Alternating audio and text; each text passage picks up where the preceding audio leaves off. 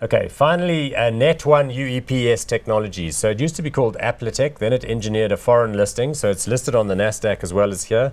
CEO Serge Bellamont is at the helm. It started out its life as a payment transaction processor, and it sort of evolved that business model. It also bought businesses like Prism, which was an IT company that had those interconnections. And remember, it is the main contractor to the South African state with regard to the system whereby social grants are distributed. However, that whole scenario has been embroiled in all sorts of terrible legal fights, including also the Constitutional Court, because the allegations were that there were irregularities in the granting of the contract. And that's sort of rolled on, and then it's taken on review, and then in the court said, well, you can keep it because we don't want anybody not to have their money at the end of the month. It's all a bit of a mess.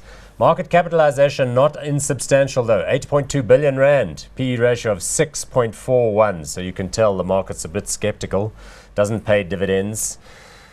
I don't know, interesting company, and it's not just these contracts here in South Africa. They all got their stuff in Korea and all over the world, the US listing.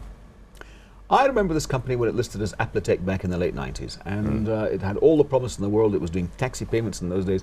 What concerns me, Paul, is that, you know, we're moving from one area, taxis, to social grants here to the world, and they have proliferated it around the world. You're right, and there should be a degree of risk mitigation because of that, but and yet there isn't.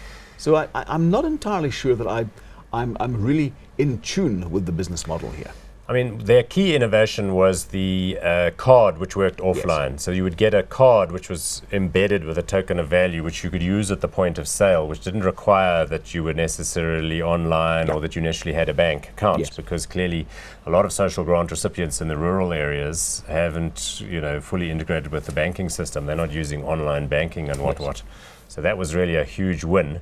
And they've taken that system into other markets. For example, they were supplier to the US government that was giving away cash in Iraq. Anyway, as far as this one is concerned, a little bit murky, bit of ups and downs. Share price chart, let's have a look.